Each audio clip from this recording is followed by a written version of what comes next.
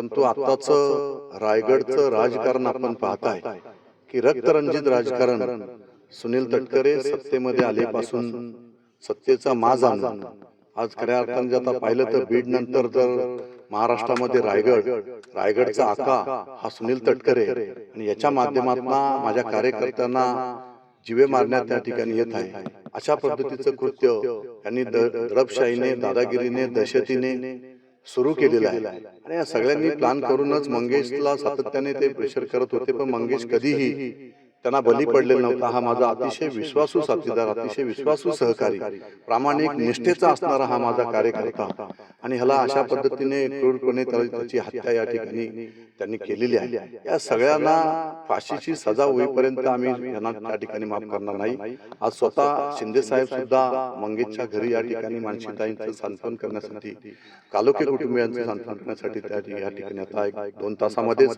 शिंदे साहेब स्वतः भेटण्यासाठी या ठिकाणी येत आहेत. परंतु जोपर्यंत या सर्व आरोपींना अटक केली जात नाही तोपर्यंत आम्ही 2 दिवस अजून पोलीस स्टेशनला अल्टिमेटम या ठिकाणी देतोय की ताबडतोब त्यांना अरेस्ट करा. आजही सुद्धा घरी जाऊन त्यांच्या ऑफिसमध्ये त्या ठिकाणी